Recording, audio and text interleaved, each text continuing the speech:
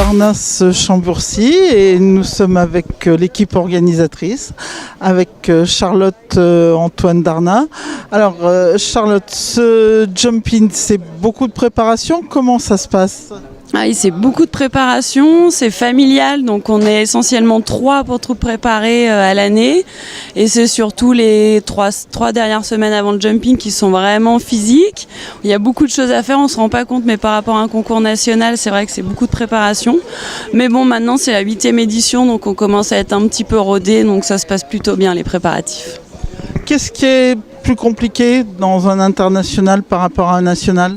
La gestion de tout le cahier des charges d'un concours 2 étoiles, déjà il y a quand même beaucoup plus de règles, il faut des barrières, il faut que tout soit fermé, il y a beaucoup plus de monde présent sur le concours aussi bien les officiels, au jury, au paddock, sur la piste, tout ça, que les cavaliers, les chevaux, beaucoup de box, du coup beaucoup de gestion pour tous les box, la paille, le foin, les copeaux, tout ça, il y a beaucoup plus de choses que pour un concours national.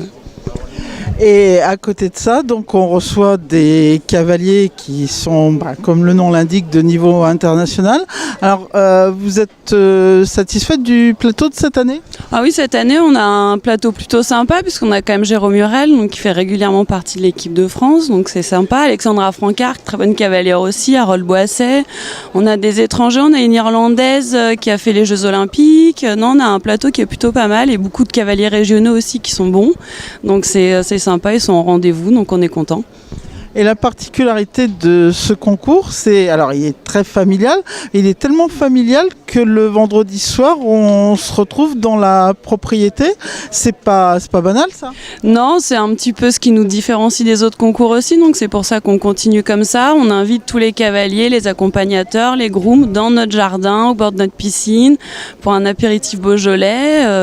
Donc c'est le côté convivial du concours et familial, sympathique, et je pense que c'est pour ça que les gens reviennent aussi.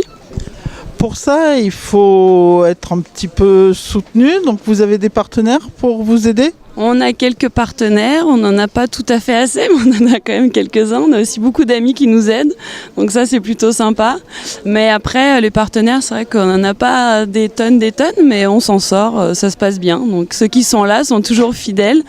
Donc on a l'hôtel Kyriade qui est toujours là depuis quelques années pour nous soutenir, donc qui est très sympa.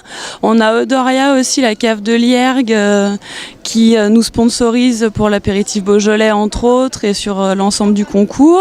On a le Creux évidemment avec le CDE du Rhône aussi.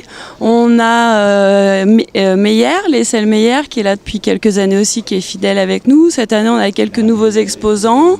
On a un ostéopathe et une masseuse qui sont sur le concours. On a la photo et la vidéo qui sont toujours là, comme chaque année, avec nous. Et puis le péché mignon. On a quelques partenaires qui sont assez fidèles avec nous. Donc prêt à repartir pour une 9e édition 2017 ? On est prêt pour une nouvelle édition 2017. On attend ça avec impatience, comme chaque année. Merci. Merci à vous.